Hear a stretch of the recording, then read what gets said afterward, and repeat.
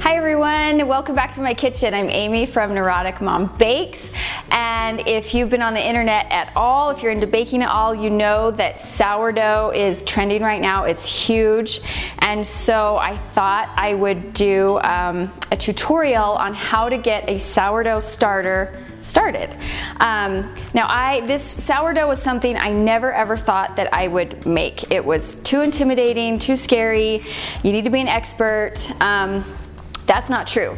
I have done all the research, I've done all the work for you, I've done a ton of trial and error, and I'm gonna walk you through the whole process, and I promise that even the most amateur baker is going to be able to do this. Okay, so we're going to get started with this starter.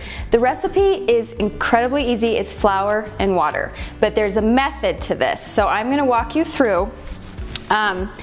The first thing you're going to need is a glass bowl or a glass jar. Plastic will work, but do not use metal because the chemicals and stuff, it interacts with the fermentation and the yeast process. So I've done it both ways, and I found that an open bowl is easier than the jar. I feel like it was messier and harder to get the stuff out. You have to empty it and refill it as you go along. So let's get going with this. It's really simple. You're going to start with a cup of all-purpose flour and a cup of water. Filtered water is recommended. However, I have used tap water, but in Utah, our tap water is pretty filtered already. We have clean, clear water. So depending on where you live, you may want to get some bottled water or filtered water to do this, but it has worked for me with the tap water. So a cup of flour and a cup of water. This is day one, okay?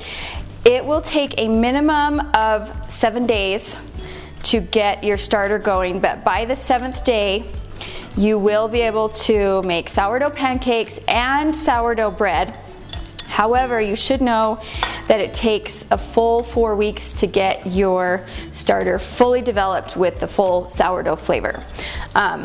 Okay, so this is day one, cup of flour, cup of water. I'm just gonna whisk it until it's smooth. And then all you do is you just get a tea towel or just a basic dish towel, and you cover it. You're going to leave it on your counter for a full day. Okay, so that's day one.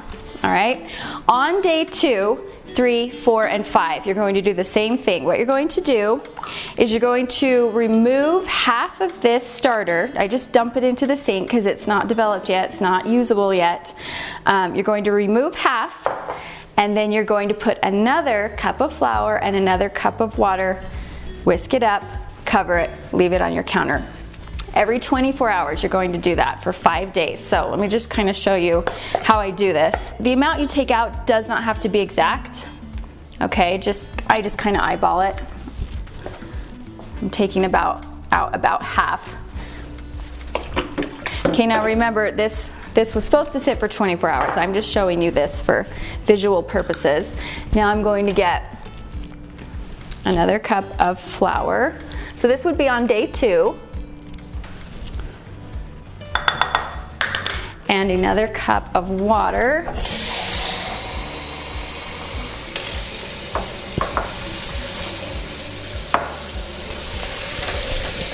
Doesn't have to be totally exact. And then you're going to whisk it up again. Get all the lumps out. So I just set a timer on my phone for 8 o'clock every morning, so I would remember to do this. One of the days I forgot until noon. It was fine. Just do this once a day. Okay, so this is what you're going to do on days 2, 3, 4, and 5, okay? And you'll notice on about day 3, it will start to have that yeast sourdough smell. And my husband loved it. I didn't love it, but he loved it. So you're just gonna put it away on your counter. Now, on day 6 and 7, if you're going to get ready to use it for pancakes or for bread, you are going to do this process twice a day, every 12 hours. On day 6 and day 7, you're going to take half of it out, And then you're going to put another cup of flour and a cup of water in and mix it up. Now, I just want to show you, you can do it, like I said, you can do it in the jar. I just want to show you what, this has been my starter. It's been almost 3 weeks since I started this, but you can tell it's working because it bubbles up. I don't know, yeah, can you see the bubbles in there? Also note that when you go to feed, it's called feeding. You're feeding your sourdough. There can be like a little crusted layer on top. Just get your finger and pull it out. It doesn't hurt anything. But this, I fed it about 8 o'clock this morning, so it's been about 2.5 hours. And I've noticed that when I do my bread and pancakes, that about 2 to 3 hours after I feed it is the best time to use it.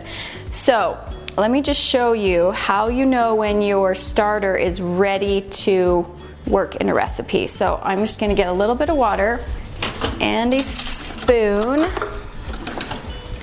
and I just get a little bit, just a tiny dab. If it floats in the water, it's ready, and that's floating. Okay, if it sinks to the bottom, it's not ready. You need to wait to feed it again and make sure that, you know, get the bubbles going, and then try the test again. If it sinks to the bottom, you're not ready to do a recipe yet, the bread.